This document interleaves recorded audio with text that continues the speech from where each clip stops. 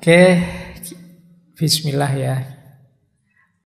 Dalam cinta itu ada 3 jenis hubungan.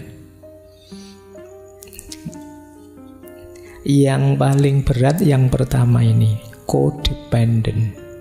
Nanti ada independent, dan yang ideal yang ketiga namanya interdependent. Codependent itu orang yang kalau mencintai tidak mandiri. Dia tergantung, melekat pada yang dicintainya. Jadi Osho mengkritik orang yang kalau mencintai melenyapkan dirinya, merenyapkan individualitasnya demi yang dicintai, kehilangan kepribadiannya. Dia mengorbankan dirinya dengan cara ingin membahagiakan yang dia cintai. Ini namanya relasi yang codependent. Ini negatif. Kata Osho, orang yang kalau mencintainya seperti ini, ya cinta itu akan jadi beban dalam hidupnya. Dia tidak akan bisa tumbuh, dia bisa kehilangan dirinya. Seperti saya bilang tadi, ini cinta yang jadi penjara. Kita didominasi di situ, kita di penjara, tidak bisa ngapa-ngapain sudah. Ini namanya relasi codependent. Biasanya coraknya sangat posesif. Kita rasanya dikejar-kejar tiap hari untuk membahagiakan yang kita cintai, sampai kehilangan diri kita sendiri. Jadi nanti pasangan kita bilang, aku suka loh kalau kamu pakai baju warna merah. Kamu terus, wah, cepet-cepet ke mall nyari baju warna merah. Aku seneng loh kalau kamu pakai apa gitu. Wah, kamu cepet-cepet gitu. Pokoknya tiap hari kamu dikejar-kejar pikiranmu tentang bagaimana memuaskan yang kamu cintai, sampai lupa dengan dirimu sendiri. Kamu tidak pernah mikir loh, menurutku kalau aku sendiri nyaman tidak sih pakai baju warna merah itu? Aku sendiri merasa srek enggak sih melakukan ini, melakukan itu? Nah, kita enggak mikir ke situ. Kan ada teori cinta yang lain yang bilang, yo pecinta sejati itu yo melupakan dirinya. Tapi bagi Osho enggak begitu. Jadi justru cinta yang codependent ini cinta yang lemah, bukan cinta yang sejati. Cirinya apa kodependensi itu? Biasanya tidak tegas, lemah. Kalau ditanya apa-apa, kamu maunya apa? Ah, terserah kamu saja. Pingin apa? Terserah saja. Padahal ya, ini mau, ya ndak apa-apa, maulah. Itu mau, ya ndak apa-apa, mau. Itu kan. Pokoknya terserah lah, kamu pingin apa, aku ikut saja. Nah, ini justru menyusahkan semuanya. Jadi kamu ndak punya pendirian, kamu lemah. Kamu tidak jadi dirimu, padahal mungkin kamu tidak suka, kamu tidak senang. Kemudian biasanya terus komunikasinya tidak sehat, satu arah. Jadi ada yang mendominasi dalam hubungan. Yang satu ingin menyenangkan yang lain saja. Kemudian ada yang diam-diam merasa berkorban. Aku sudah korban macam-macam loh untukmu. Apa yang sudah tidak kuberikan padamu? Aku sudah kehilangan waktu kuliah, teman-temanku lulus, aku belum demi dirimu. Aku sudah... Diam-diam kamu menghitung sendiri itu, bahwa kamu sudah banyak berkorban. Itu alamat kamu ada di jenis codependent. Diam-diam kamu menyalahkan yang kamu cintai. Ah, kalau tidak ada kamu mungkin saya sudah lulus. Kalau tidak ada kamu mungkin aku asik sama teman-temanku nongkrong jalan-jalan. Yang ada kamu saja aku jadi malam mingguku tidak asik misalnya. Tapi kamu tidak berani ngomong. Kalau ketemu dia, gimana yang seneng? Seneng enak gitu. Diam-diam kamu tidak seneng sebenarnya. Itu namanya codependent. Jadi kebebasan mau kamu pasrahkan padanya untuk didominasi. Ini jenis pertama. Ada jenis kedua. Ini lumayan sih, tapi juga belum unggulan, yaitu jenis hubungan independen. Jenis independen ini terlalu terpisah. Kalau tadi kan ada yang satu tergadai kebebasannya, kalau ini mandiri. Tapi karena terlalu mandiri, justru keintimannya jadi berkurang, kedekatannya jadi berkurang. Berdua tapi nafsi-nafsi. Nah, itu juga tidak enak. Namanya terlalu independen, terlalu mandiri. Nanti begitu makan di warung, tak bayar sendiri-sendiri ya, siap gitu. Itu independen namanya. Hitung-hitungan ya kan kita sendiri-sendiri memang. Ya boleh, nah, tidak apa-apa ya, masing-masing dengan versinya. Jadi mungkin diajak makan, kamu mau di mana? Saya mau di warung sana. Kalau kamu, saya yang sini saja. Ya sudah, kamu ke sana, saya sini ya. Nah, itu independen namanya. Jadi masing-masing dengan keinginannya, kepribadiannya, individualitasnya, sama sekali tidak mau diganggu. Aku yo aku, kamu yo kamu. Mari kita jalan sendiri-sendiri versi kita. Jadinya apa? Tidak harmonis. Mungkin juga tidak romantis. Jadi kalau diajak pakai baju yang coraknya mirip, tidak usah kayak anak yatim aja. Iya bener sih, tapi yo kan pasangan. Oke, ini jenis kedua, namanya independen. Ya bagus, lebih bagus daripada yang codependent, tapi harmoni dan kebersamaannya kurang. Egonya masih kuat, masing-masing biasanya mudah konflik. Seolah-olah bersama, tapi ya rasanya kok tidak saling peduli ya. Rasanya kok kurang perhatian ya. Kalau terlalu independen, terlalu nafsi-nafsi, aku ya aku, kamu ya kamu. Ya kebetulan saja kita seolah-olah seperti pasangan misalnya. Ini gaya independen. Coba kalian evaluasi lagi ya. Saya tidak tahu kalian punya hubungan dengan apa dan siapa. Itu kira-kira codependent apa independen? Yang diidealkan dalam banyak tulisan-tulisannya Osho, kalau bisa ya interdependent. Interdependensi itu masing-masing masih punya ruang untuk pengembangan diri individualitasnya, tapi tetap menjaga komitmen dan keharmonisan bersama.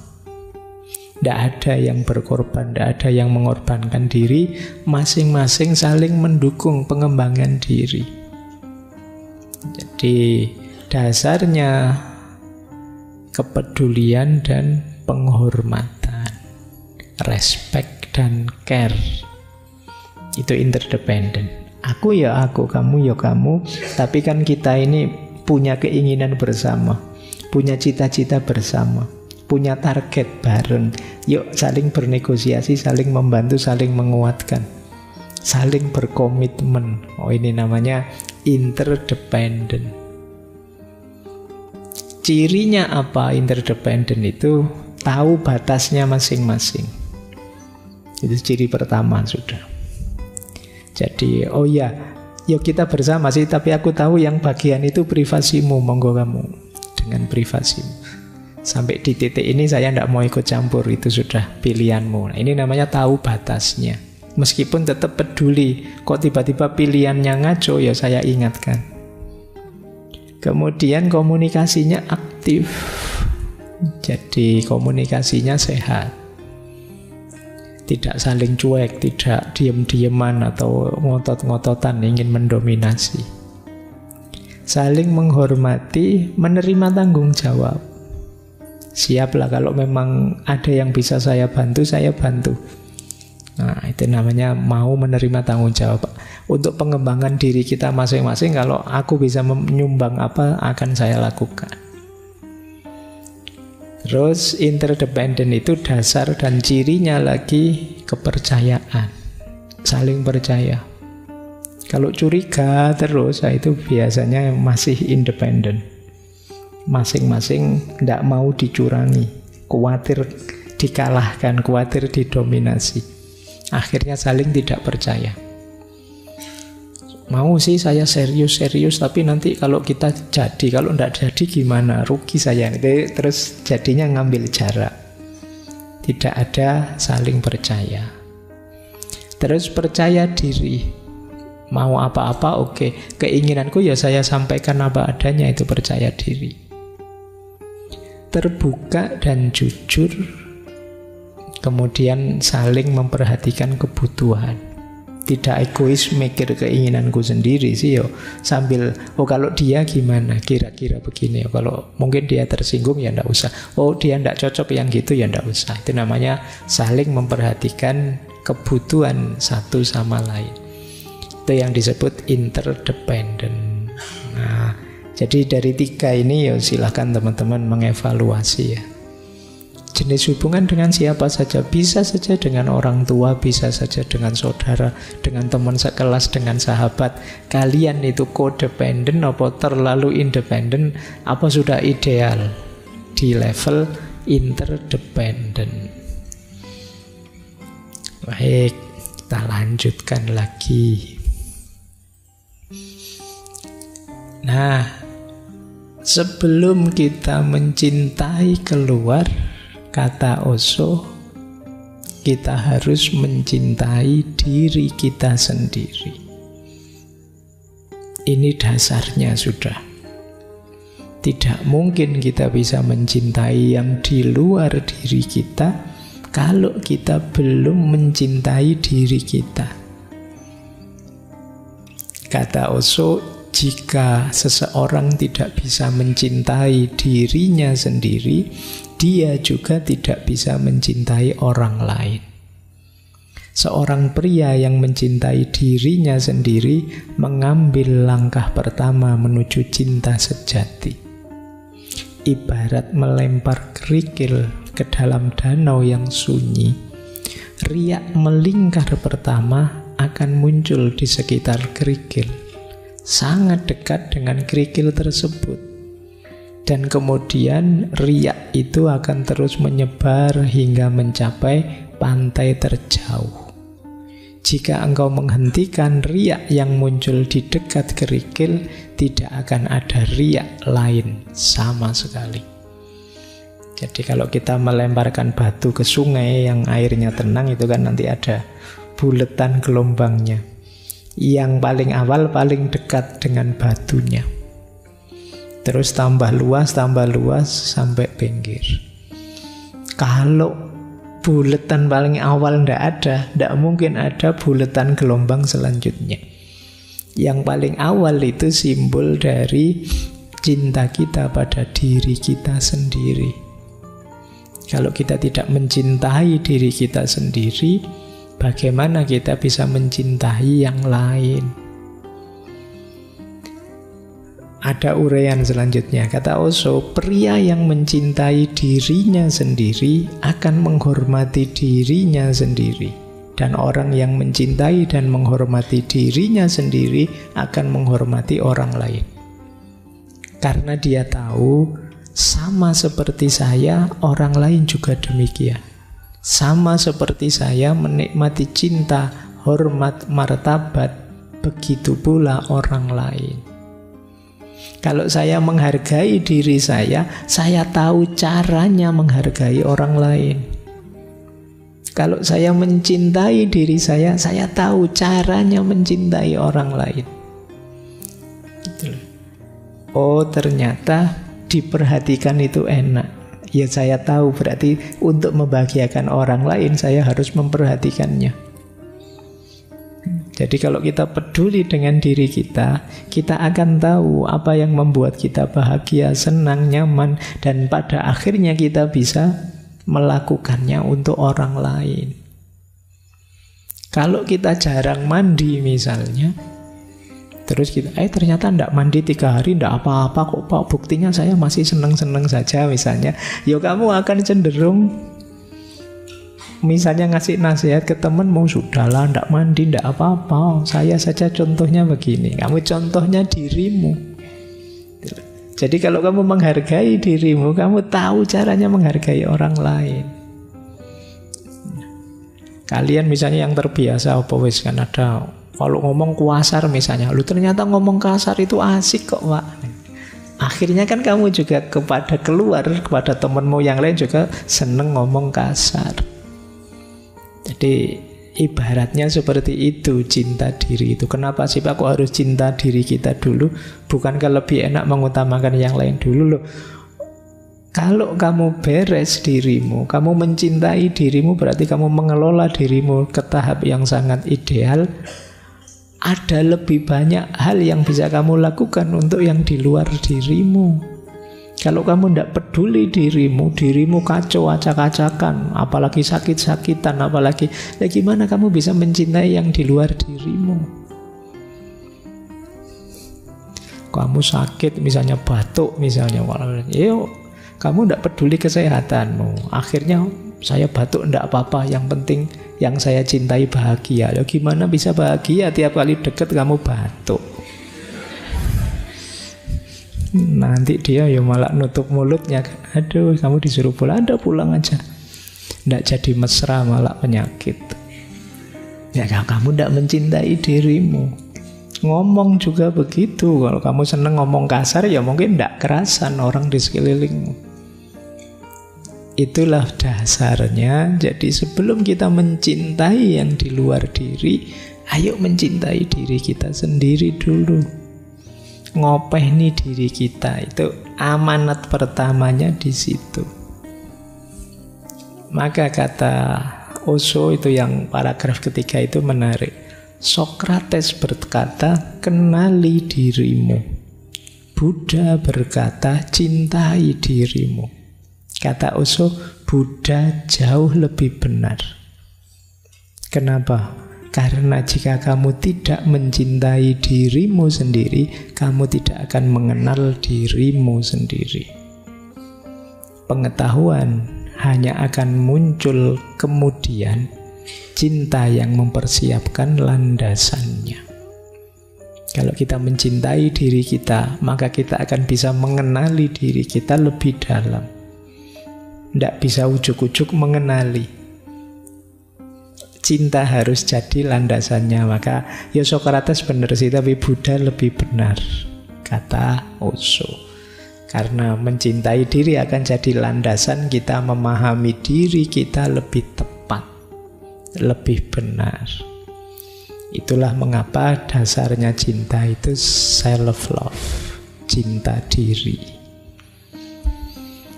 Baik, yuk kita lanjutkan. Terus, cinta itu menurut Osho sudah ada dalam diri kita. Tidak usah kamu cari kemana-mana. Kualitas, karakter, sifat, kemampuan mencintai itu kita sudah bisa. Hanya saja tertimbun oleh banyak hal dalam diri kita, oleh ego kita, oleh ambisi kita, dan lain sebagainya.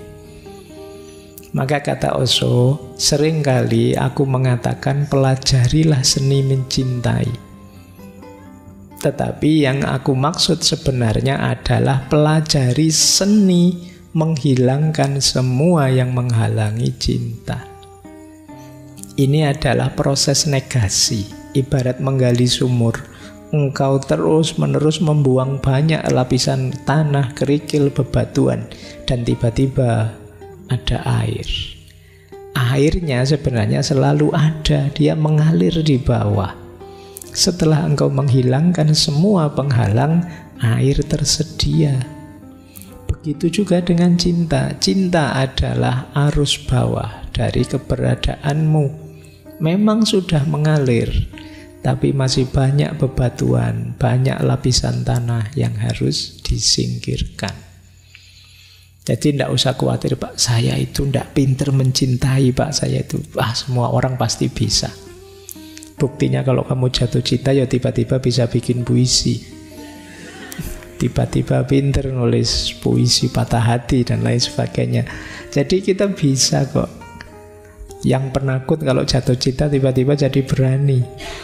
Yang biasanya kalau ngomong kaku tiba-tiba bisa ngerayu, bisa gombal. Tiba-tiba bisa basa-basi. Tiba-tiba bisa menyapa. Itu dasarnya cinta. Kita bisa kok sebenarnya. Hanya saja selama ini banyak tertimbun oleh macam-macam. Mungkin oleh ego, mungkin oleh gengsi, mungkin oleh ambisi, mungkin oleh cita-cita yang tidak perlu dan lain sebagainya. Berarti tugas kita apa? Yuk bersih-bersih diri ini terhadap hal yang tidak penting, biar cintanya bisa muncul keluar. Mungkin ada banyak kebencian dalam diri kita, yuk kita sisihkan, kita singkirkan. Mungkin ada banyak iri, mungkin ada banyak dengki, mungkin ada banyak dendam. Itu kita singkirkan semua. Pada akhirnya cintalah yang akan muncul. Di situ kita akan menjadi pribadi yang mencintai. Jadi prosesnya bukan latihan mencintai. Pak, saya tak latihan caranya gombal gimana caranya. Nggak usah, kamu sudah otomatis bisa kalau itu. Gimana ya Pak caranya peduli? Loh, kalau kamu cinta beneran otomatis muncul kepedulian. Tapi nggak bisa Pak, saya rasanya sudah jatuh cinta tapi kok nggak bisa peduli, ya belum cinta berarti. Itu gerakan otomatis sudah ada di bawah kesadaranmu. Jadi jalannya berarti apa? Bersihkan. Mungkin kamu belum cinta, masih pamrih-pamrih, masih dagang, masih negosiasi dengan yang kamu cintai. Kalau itu sudah murni cinta, otomatis kamu siap berkorban, otomatis kamu peduli, otomatis kamu ingin membahagiakan. Itulah kata Osho. Oke, saya akhiri sekian. Kurang lebihnya mohon maaf. Wallahul muwafiq. Wallahu a'lam bishawab. Wassalamualaikum warahmatullahi wabarakatuh.